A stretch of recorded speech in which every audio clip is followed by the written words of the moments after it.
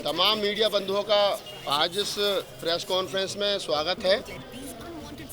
कम समय पे आप तमाम साथी यहाँ पहुँचे, आपका बहुत बहुत साधुवाद।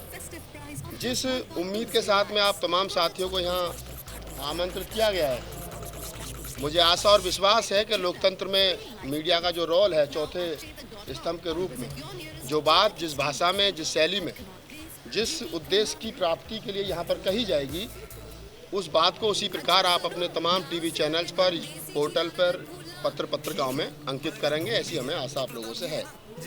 आज की ये जो प्रेस वार्ता है इसलिए महत्वपूर्ण है कि लोकतंत्र में जो लोगों के संवैधानिक अधिकार हैं और उनको उठाना, अपने संविधान की रक्षा के लिए, अपने अधिकारों की बात करने के लिए प्रोटेस्ट करना, ये हमारा संवैधानिक राइट्स है।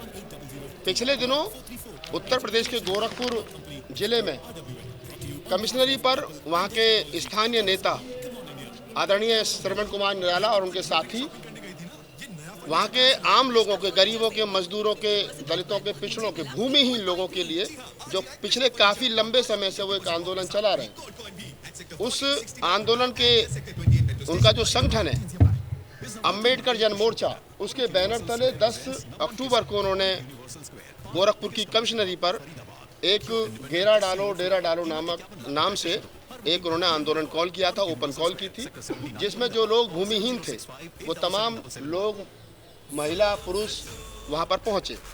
दिल्ली से और देश के कोने कोने से जो लोग एक्टिविस्ट हैं, पत्रकार हैं, जो लोग समाज का दुख दर्द समझते हैं, जो लोग संविधान में अपने फंडामेंटल राइट समझते हैं, वो लोग वहाँ पहुँचे थे।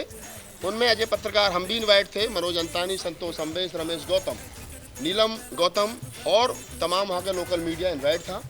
एज ए एक्टिविस्ट के रूप में वक्ता के तौर पर हमारे साथ जो बैठी हैं दीदी निर्देश सिंह, इनके साथ SR दारापुरी साहब, पूर्व IPS, प्रोफेसर सिद्धार्थ रामू और वहाँ के जो लोकल वक्ता थे वो तमाम लोग वहाँ पर इन्वाइट किए गए। आंदोलन सुबह को 10-11 बजे शुरू हुआ और रात को लगभग 10 बजे तक चला।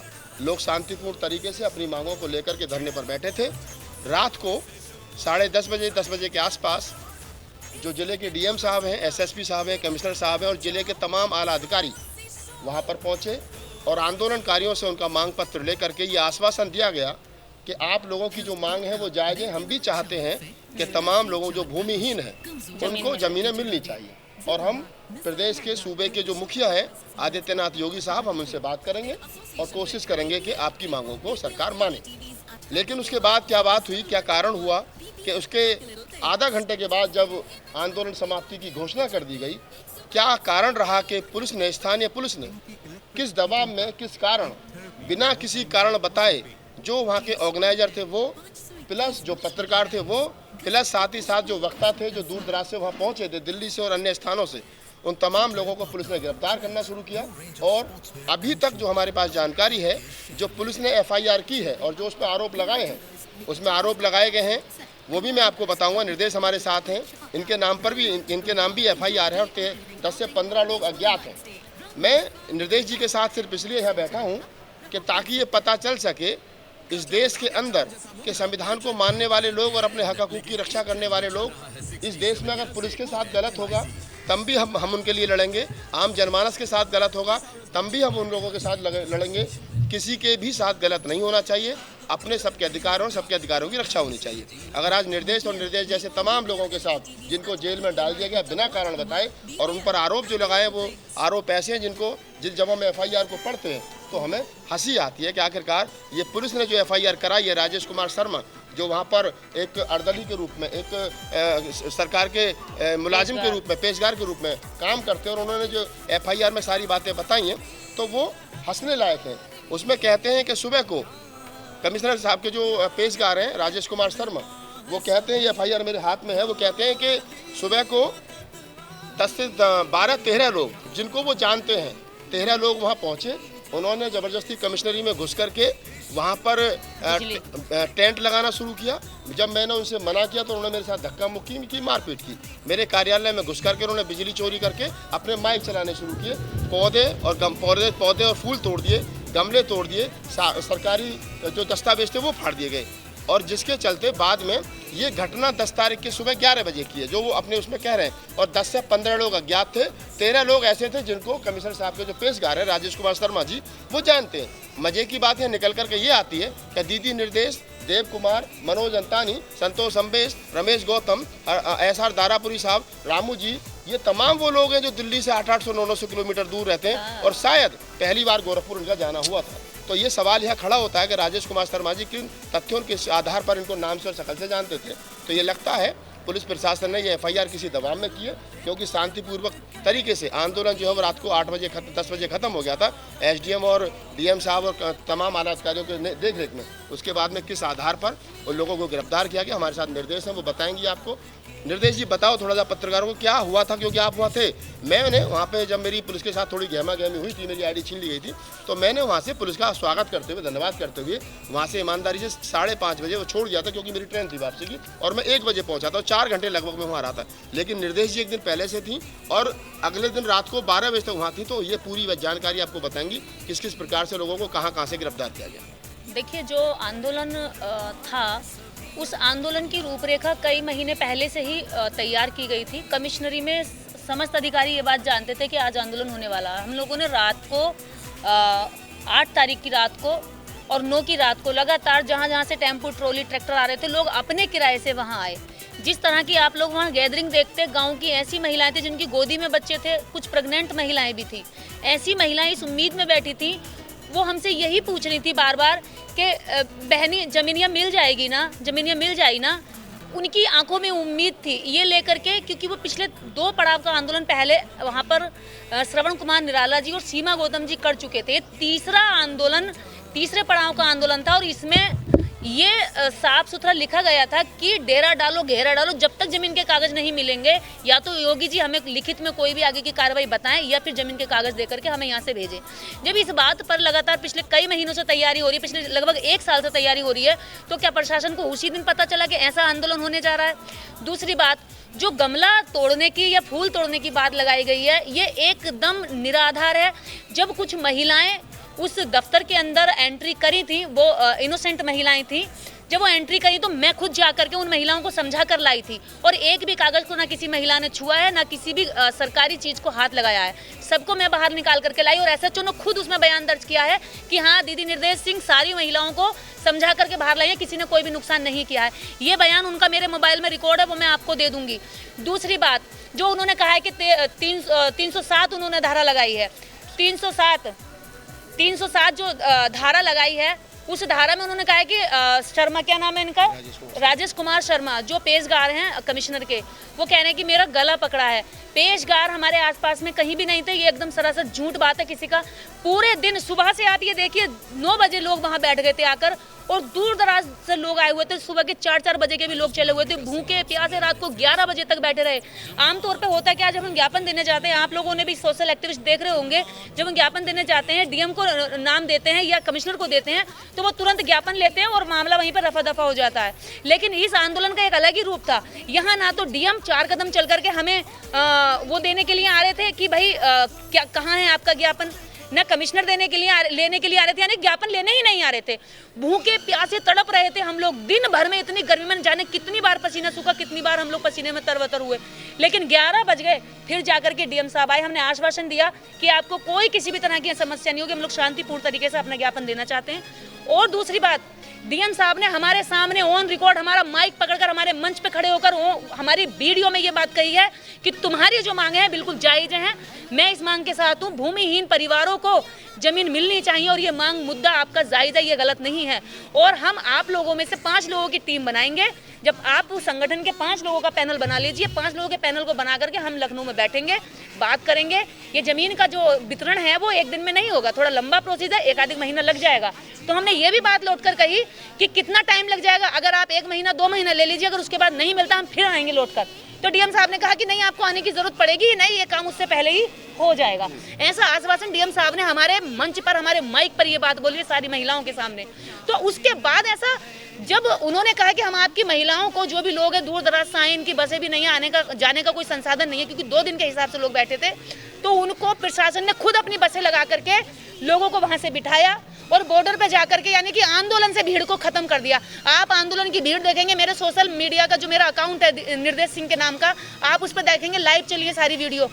आप 40 से 50 हजार महिलाएं, मैंने ऐसा आंदोलन जमीन का पहली बार देखा जो इतनी शिद्दत और जुनून के साथ गांव की बेकार ऐसी बेचारी महिलाएं बैठी थी जिनके पेट में रोटी नहीं थी और जिनके पूरे दिन भर में वो कितना कमाती होंगी, वो भी अपनी कमाई धमाई छोड़कर वहां लोग बैठे हुए थे।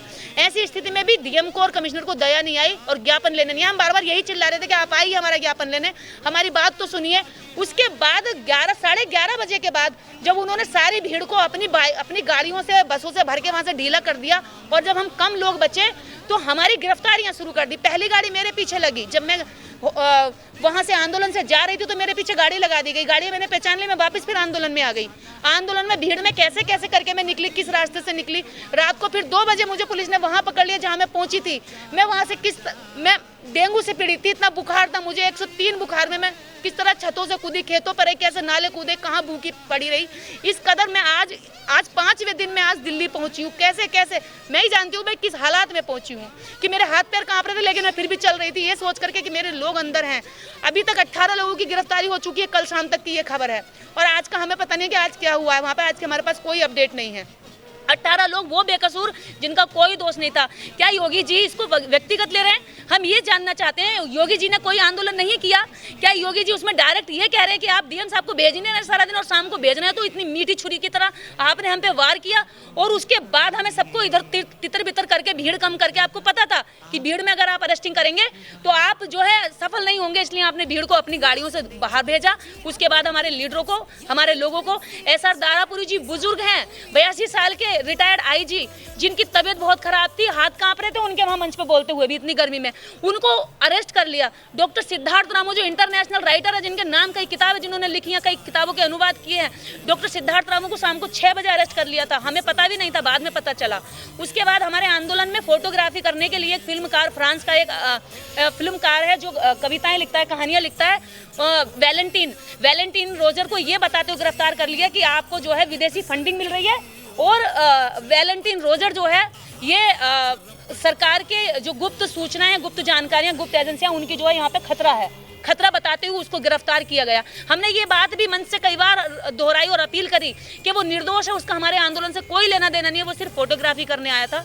विदेशी मेहमान, हम कहते हैं अतिथि देवो भव, हमारे देश का हर नागरिक विदेश की इज्जत करता है। हम भी जाते हैं तो हमारा भी सम्मान होता है। क्या हम उसको ये मना करते कि आप हमारा फोटोग्राफी नहीं कर सकते? हमने उसको कहा ठीक है आप आइए, फोटो ले लीजिए, वीडियो बना लीजिए। वो दलित एट्रोसिटी पर यहाँ पर एक दलित फाइल बनाने आया था, उस बेचारे को वहाँ पे अरेस्ट कर लिया गया। उसके बाद धीरे धीरे एक एक करके सबकी अरेस्टिंग होती गई। अभी सीमा गौतम जो इस आंदोलन की मुख्य लीडर हैं और श्रवण कुमार निराला जो इस आंदोलन के मुख्य संयोजक हैं, इन दोनों लोगों के घर पे पुलिस चारों ओर से तैनात है। उनके घर में उनके बच्चों को खाना पीना सब बंद कर रखा, कोई कहीं नहीं जा सकता। इस हालात में उनके घरों में कोई पुरुष नहीं बचा, सारे पुरुषों को उठा के जेल में डाल दिया। ऐसा क्या अपराध किया है? क्या गरीबों की लड़ाई लड़ना, क्या लोकतंत्र में अपनी बात रखना, आंदोलन करना, जमा होना, इकट्ठा होना, अभिव्यक्ति का अधिकार, ये कोई मायने नहीं रखता है उत्तर प्रदेश की सरकार में? क्या योगी जी ने कभी आंदोलन नहीं किया था? क्या हमेशा आप सत्ता में बने रहेंगे? ऐसा नहीं होता है योगी जी। अगर कल को आप नहीं रहे और आपने फिर आंदोलन किया तो आप तो दमन सिखा रहे हैं ना कि कल की सरकारें फिर आपका दमन करेंगी। ये दमन है, ये हिटलरशाही है। आप करोड़ों रुपया, जमीन की बात चलती है कि जमीन कहां से देगी सरकार? सरकार जमीन दे सकती है। तेलंगाना सरकार ने 3 एकड़ जमीन 2524 लोगों को 94 करोड़ की जमीन खरीद कर दी है और जो उसके पास सरकारी जमीन थी वो वितरण की है। तो क्या यूपी सरकार नहीं कर सकती? और हम ये नहीं मांग रहे कि जो पहले से सामंती हैं, जिनके पास जमीन है, उनको जमीन दे दीजिए। अरे जो भूखे हैं, गरीब हैं, जो दूसरों के खेतों में बेगारी करते हैं, जो खाना ना होने की वजह से क्राइम भी करते हैं, अपराध करते हैं, आप उन लोगों को जमीन दीजिए। कौन से हम व्यक्तिगत तौर पर जमीन मांग रहे थे?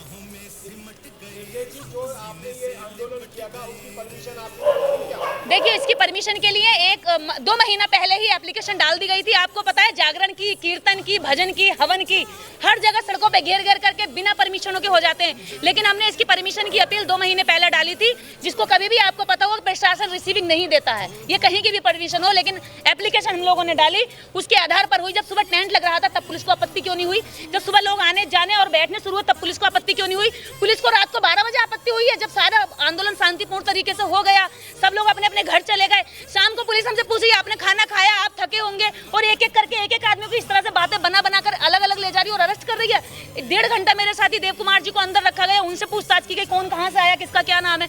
यानी कि जो पूरा षड्यंत्र रचा गया है आंदोलन को कुचलने का, सबसे अच्छा तरीका इन्होंने ये देखा कि जो भी लोग अंदर चले जाएंगे बाद में आंदोलन को भ्रमित कर दिया जाएगा। श्रवण कुमार निराला को पूरी तरीके से बदनाम करने की, वहाँ लोकल मीडिया, स्ट्रीम मीडिया बदनाम करने की कोशिश कर रही है कि ये विदेशी फंड पे आंदोलन कर रहे हैं, ये व्यक्ति देश के लिए खतरा है, जासूस है, इस तरह की खबरें उनके नाम पर चलाई जा रही है। लेकिन मैं बता देना चाहती हूँ, श्रवण कुमार निराला नेता डरने वाले नहीं है। वो एक ऐसा आदमी है जो गोरखपुर के अंदर वो बसपा के टाइम से एक बड़ा लीडर रहा है और जमीनी आम जनता का लीडर है। वो वहाँ की जो गरीब लोग हैं ना, उसको भगवान की तरह पूछते हैं, क्या करेंगे, कहाँ ले जाएंगे ये। और अगर ये हमारे 28 लोगों के इन्होंने जो है नाम दर्ज FIR की है, जिसमें और अलग लोग भी हैं, कुछ अज्ञात भी हैं, और सबको उठाते जा रहे हैं, उनके नाम मेंशन करते जा रहे हैं। अगर इनकी सबकी FIR वापस नहीं होती हैं, इन सबको जेल से नहीं रिहा किया जाता है, तो हम जेल भरो आंदोलन करेंगे। इसको मजाक में नहीं लेना। आप हो सकते हैं षड्यंत्रकारी, लेकिन हम आंदोलनकारी लोग हैं, इसी धरती से पैदा हुए हैं। और ये गोरखपुर की धरती से निकले हुए योगी जी, ये इनको नहीं पता कि उनके ही जनपद में उनके ही गरीब लोगों की मांग उठाने वाले आदमी का उन्हें धन्यवाद करना चाहिए, और वो उनको उठाकर जेल में डाल रहे हैं। क्या कसूर है सीमा गौतम का, क्या दोष है सीमा गौतम का, जो भूखी प्यासी जाकर के लोगों को उनके मुद्दों को समझाती है। आप कावड़ के नाम पर, कुंभ के नाम पर, मेलों के नाम पर, यात्रा के नाम पर करोड़ों करोड़ों हम जनता के लिए बर्बाद करते हैं। लेकिन हम कह रहे हैं कि हमें जमीन दो, हमें नहीं चाहिए तुम्हारा ये ढकोसला, हमें नहीं चाहिए धर्म, तो हमें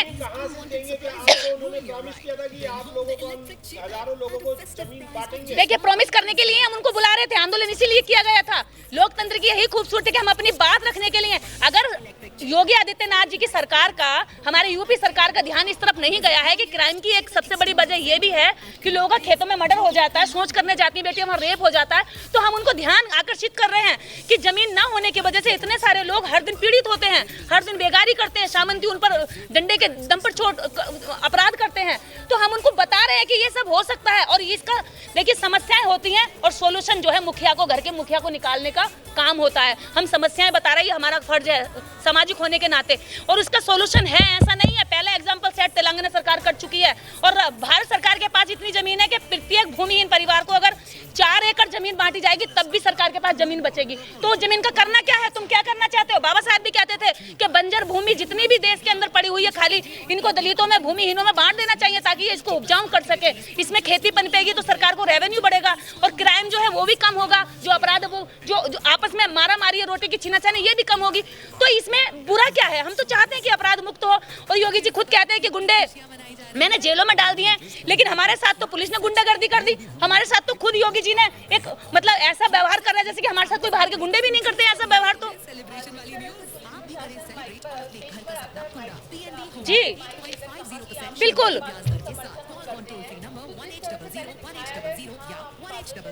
वो एक षड्यंत्र था।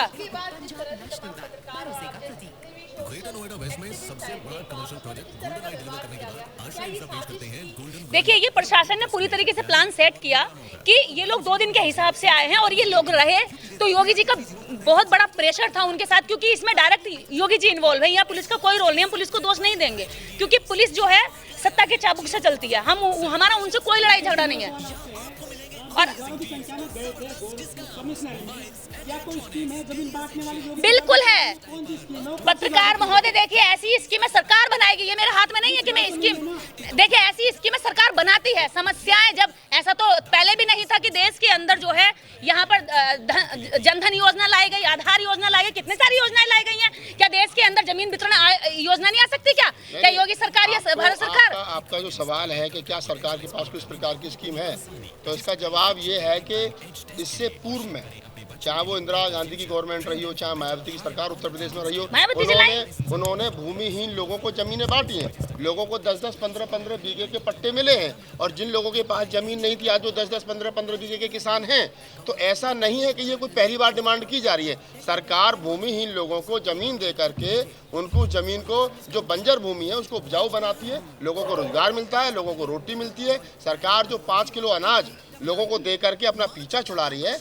आज जो अम्बेडकर जन मोर्चा संगठन गोरखपुर में श्रवण कुमार निराला जी के नेतृत्व में काम कर रहा है, उसका मांग यही है कि आप लोगों को 5 किलो अनाज मत दीजिए, आप लोगों को 1 एकड़ जमीन दीजिए। उस जमीन को वो उपजाऊ बनाएंगे, मेहनत करेंगे, दूसरे के खेतों में जाकर के उनकी बहन बेटियों का बलात्कार होता है, उससे वो बचेंगे, उनका शोषण होगा, शोषण मुक्त समाज बनेगा और लोग आत्मनिर्भर बनेंगे। सरकार आत्मनिर्भर बनाने की बात कर रही है ना, तो आत्मनिर्भर बनेगी कैसे? भाई ना सरकार के पास ना रोजगार है, ना नौकरी है, ना कुछ है, तो आप 5 किलो अनाज मत दीजिए। जो आपके पास सरकारी ज़मीन पड़ी है, जो बंजर ज़मीन है, उसको गरीबों में, भूमिहीनों में बांट दीजिए, तो लोग आत्मनिर्भर बन जाएंगे। सरकार, माननीय प्रधानमंत्री का जो कहना है वो उस पर सरकार जो उसको साकार करेगी सरकार।